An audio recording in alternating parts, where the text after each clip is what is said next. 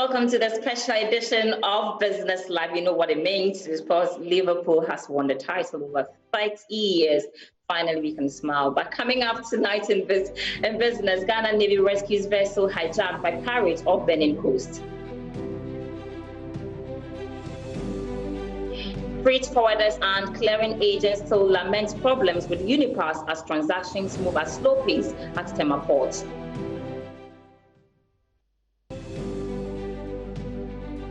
And as the global pandemic continues to wreak havoc on businesses, we take a trip to the western region where car rental businesses are currently struggling to survive. Details coming up shortly after the break.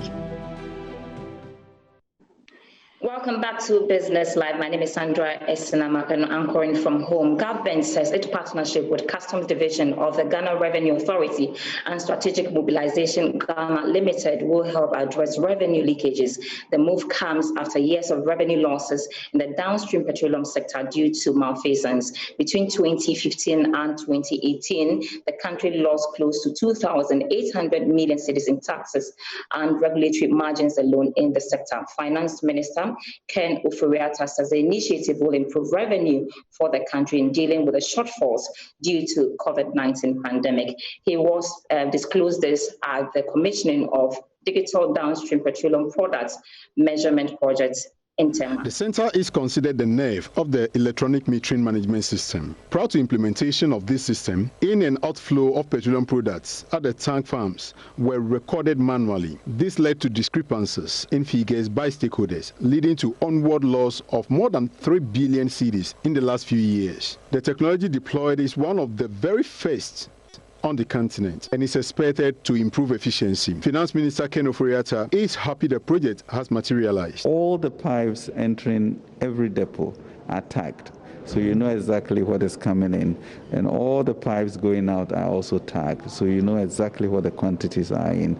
That then enables you to have numbers that are reconcilable, that everybody will accept. And in my speech, I did mention the differences of numbers that you are seeing between the MPA, GRA, and then the companies themselves. So we eliminate that, and I think it was about 2 to 3 billion cedis of losses. So we are really excited about this change, where we can now determine exactly and get the revenues that we want. And I think in the past 3 weeks ago, Cabinet also agreed that we set up a special committee to look at the mineral resources. Okay, so that is also going to be another area in which we are tackling because of all of this revenue recovery. Commissioner General of Customs Division of GRA, Colonel Kojo-Damwa, retired, says the new system is difficult to tamper with. If in the past we've lost so much, the projection is that we are likely to lose more in the near future if we do not implement it. So I can say that we are likely to save more than we have lost by the implementation of this new system.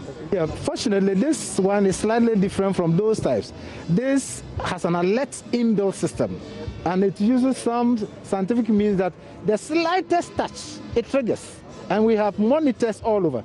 So within real time, somebody will see the movement of somebody, the tampering and everything. And then we also have our officers who are positioned, who will be patrolling these areas from time to time. So even though people may want to, I think that the insurance here is that the system depends on a technology that is more difficult to destroy than in the cases of those devices for tracking of transit goods from one point to the other. Meanwhile, General Manager of Strategic Mobilization Ghana Limited, Christian Soti, says this system will end years of disputed figures. There's always this confusion of which is the actual figure, and it brings that kind of suspicion and so on. So this project was conceived to have an electronic and IT solution to that problem, whereby there will be no human intervention and the system will record what takes place in real time, so that products coming in are recorded and products going out are recorded. And because it's electronic and it's in real time, at the end of the period, the report that comes out, everybody can see it and confirm. So this is bringing added efficiency to what already is taking place. Freight forwarders and clearing agents had a first demonstration at the Tema port today. This is nothing new. Their concerns are the same. Slow pace of transaction of businesses at the port following the introduction of a new custom integrated management system, ICOMS. However, today the demonstration almost resulted in chaos as security officials had to step in to instill calm. Let's hear from some angry clients. Honestly, the problems for all freight forwarders, that is the industry, is very huge. Very huge. What is happening actually on the ground is that this is a revenue. When we say revenue, that is where we pay all the payments for GPHA. And actually, over here, it's supposed to be a system, a technological base, which used to be the GCNet. When you have that one, there is what we call a system flow. Before any agent comes here, your document, your invoice has already been prepared and it passes through without any problem at ease. But now with the ICOMS, we are faced a problem whereby the end-to-end transaction is not going on. Actually, the revenue as at GPHA, MPS, and other areas have not been integrated into the ICOMS. And this is creating the problem, and we are doing manual processing over here. So you are even expected to deposit your transaction for 48 hours before you even come back here to verify whether it is being done or not. But before then, it wasn't so. That is the reason why you come here and you see a pack of freight forwarders around, all because they want to pick up something.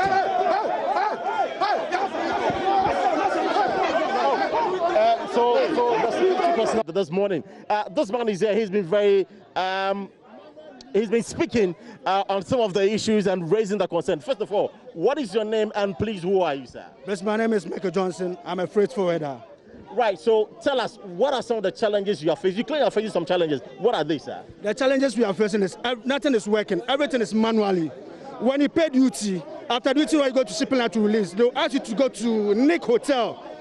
After the shipping line have sent a message that they have been released, the Nick Hotel, the other officers, custom officers at the Nick Hotel come to 6, which is not part of the jurisdiction of the port. 31 years in port experience. Right. So what is going on now?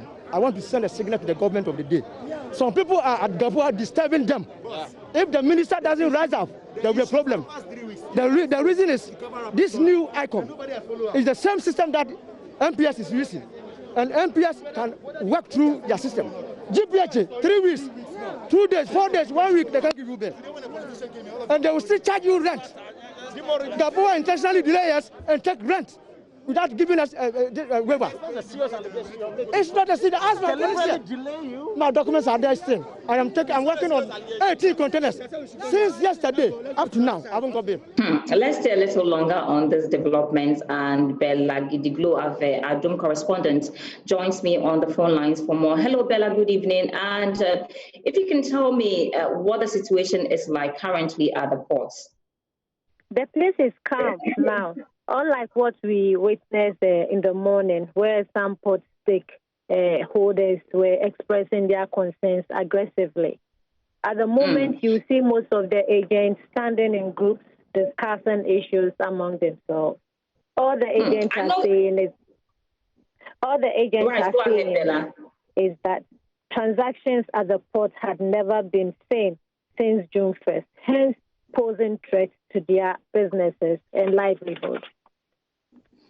Bella, I know you've been following this story for us since the introduction of the system. Last week, for instance, when the GRA had a press conference, they stated that if it is established that the demurrage that they have to pay is as a result of delays at the port, we're going to do some refunding sort of and also take care of the bills. Have you spoken to any of these clearing agents as to whether any of them have made claims and they have been rejected? Situations at the port have still been seen.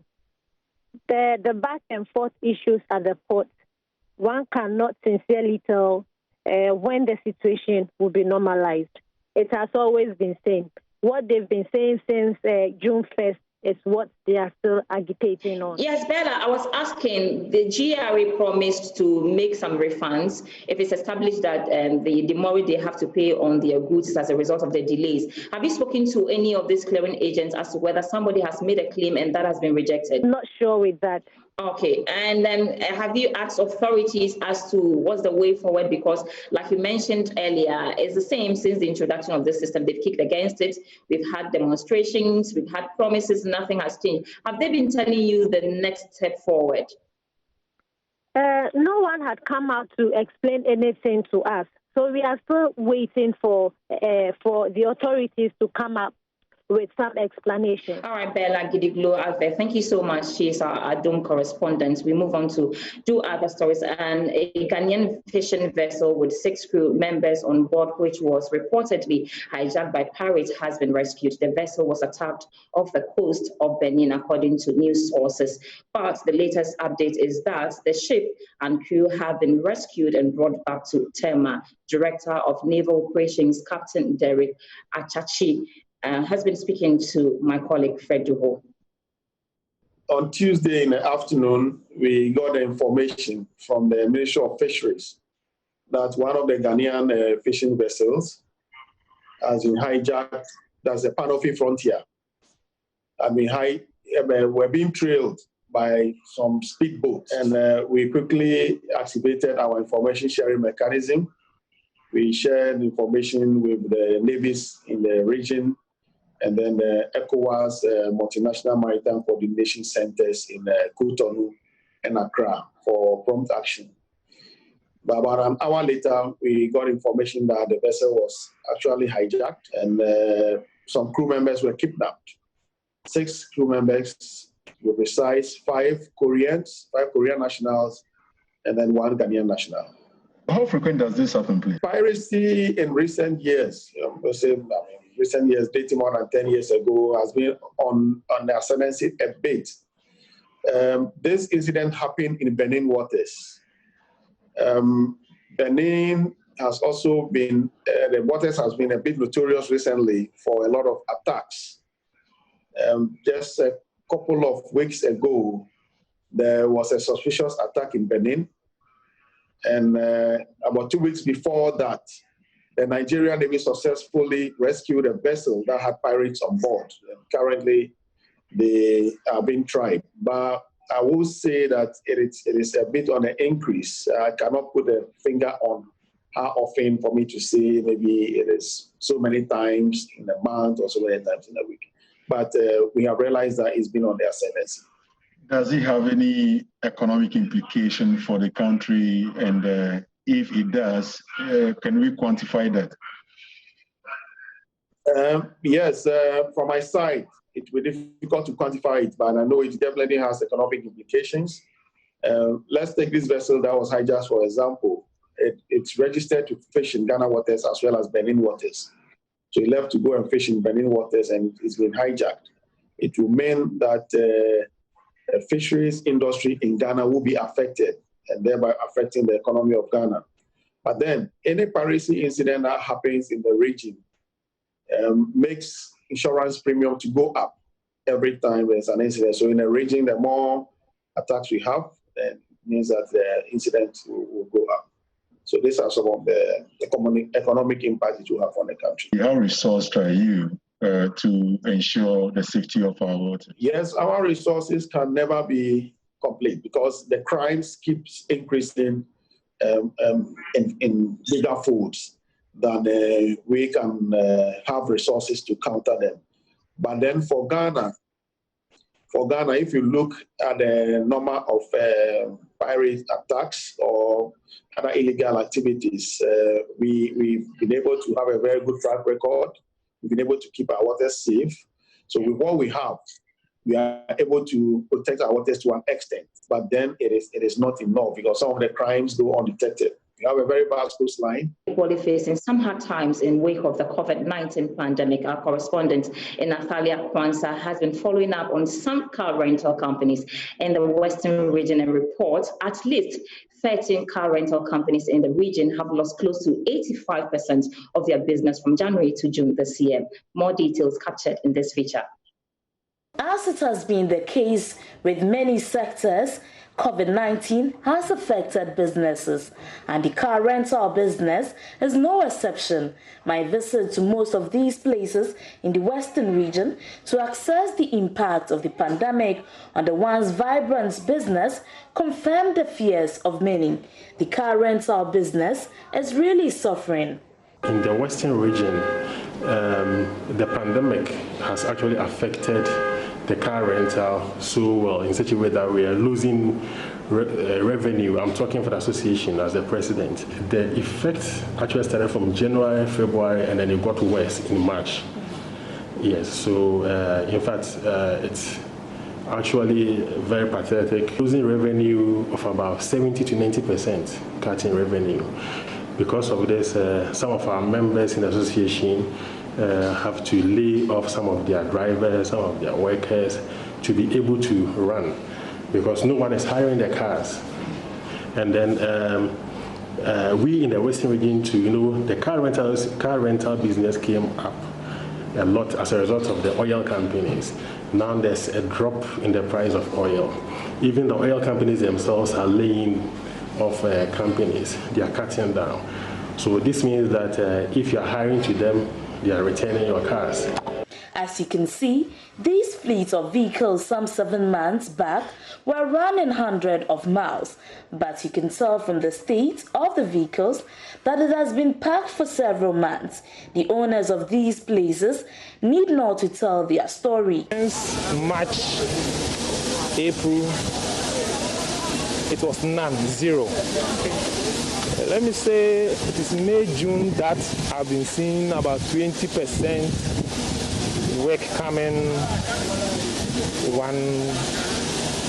once a while. Let me say sometimes a week you have one job or 2 jobs in the week. For instance, Laser-Free Car Rental used to be one of the key transport service providers for the allied services providers of the oil companies.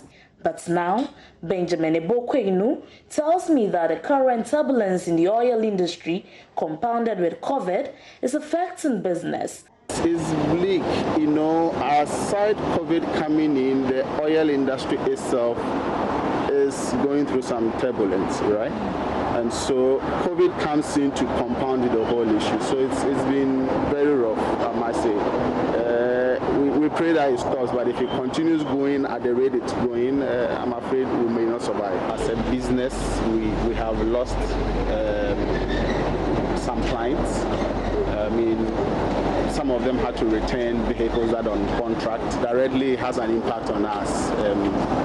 For even the vehicles that were on what we call open rentals, I mean, that is as and when basis.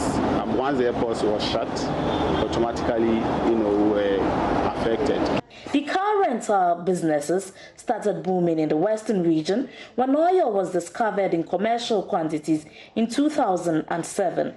But today, most of them are considering a closure of their businesses due to the COVID-19 pandemic and the drop of oil price.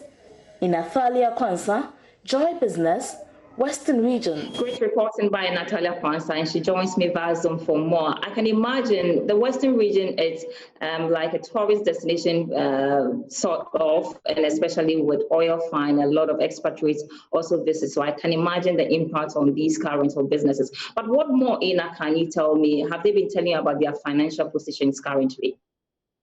Yeah, so Sandra, some of them would have to close down in a couple of months because now there is no business. You heard from one of them saying that in the month of June, March, they had only one person coming in for their cars. Some of the oil companies, as you rightly said, have to bring back, cancel their contracts with them. Some of them used to have about 30 days schedule with the oil companies. Now their cars are parked, and so it's like they are losing a lot of revenue. You heard the president, about 90% of revenue was lost. And so they are pleading with government that, and in the beginning of the year today, they bought a lot of cars, thinking that the year was going to be good, because most people thought 2020 was going to be a good year with elections and all that. But now, because of the pandemic, it's all packed, and they need to pay the companies they bought these cars from. So they are pleading with government to, extend the moratorium they would have to use in paying the banks. These are some of the issues they are facing at the moment. Certainly 2020 is not a good year. You don't want to say that again. But what method are they adopting to stay relevant, Ina? So, Sandra, they are using the digital means of getting their clients, they say. But they also adopted to the delivery system. But then you have most of the restaurants closed down because people are not purchasing the restaurant as well. And so the few shops around Western region that, let's say, one rental shop try to do a delivery system, they would have to share among themselves, which means everyone is just getting a bit of everything. Workers being laid off. It's a lot. Their finances gone to the drain, and then the contracts being cancelled from the oil sector, from the mining sector. In Tapa, for instance, a car rental company, the owner I spoke to told me that he had a contract with about 3 mining companies around Tapa. And then the very day that they heard that Ghana had recorded the first case of COVID-19, they told him that he should come for his cars because they are not interested in doing business. Business is not as good as it used to be. Ina, thank you so much. I know they have loans and they are asking for extension of payments. We wait to see how that goes. Thank you so much for that great reporting, and stay safe, please. Sure. Developments are the National Board for Small Scale Industries, Habiba Sumani, is calling on micro small businesses in the country to take the necessary steps in formalizing their operations by registering their businesses. According to her, this will make businesses remain relevant and open up for government opportunities. She spoke to Joy Business at an event to mark the International MSME Day in Accra. The day's celebration brought together industry players, including the Association of Ghana Industries, AGI, and some micro and small businesses to speak on raising entrepreneurs in the midst of the COVID-19 pandemic. According to Director for the Entrepreneurship at the National Board for Small Scale Industries, Habiba Sumani, business registration is an important step towards success. Business formalization now more than ever is very important for micro, small and medium enterprises. And generally for any business, formalization opens doors to various things. In terms of access to market, being a formal business would enable you to get access to formal markets. It will help you to get access to even opportunities within the government and other organized institutional setup in terms of them procuring your goods and your services. And here we do encourage micro, small and medium enterprises especially to begin the steps of formalizing. First of all, if you are a sole proprietor or you are a one-man business solely doing your own operations or providing services, we encourage you to go to the Registrar General and register your business as a sole proprietor. Get your tax identification number, get some documentation that gives a recognition to your business. Director of Micro Enterprises at the NBSSI, Kofi Anda, has been explaining the significance of the day. Are playing roles to support MSMEs. Today was an opportunity for us to talk to SMEs, to bring panelists, experts, to talk to SMEs about what they can do to take advantage of opportunities that have arisen. Because as much as there have been challenges in the business environment, within those challenges, certain opportunities have also arisen. So today afforded the SMEs the opportunity to get some insights from experts, but also it afforded an opportunity for NBSSI to engage with the SMEs and to hear from the SMEs some of what the MSMEs, some of the challenges that they are facing, some of what they would, this kind of support that they might want to see NBSSI provide, NBSSI and its partners provide. The NBSSI also used the opportunity to encourage entrepreneurs to take advantage of its support schemes in industrial growth. And that will be all for our program this evening, but certainly I'm not done yet. Liverpool are the new champions of England.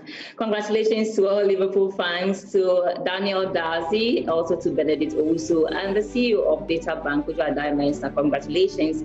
And I'll see you. Never walk alone, always walk with Liverpool. And I'm inviting you for a walk on JoyNews Prime tonight for more business news. My name is Sandra Esinamak, and I've been doing this from home. And log on to myjoyonline.com/business for more business news updates. Thanks so much for watching.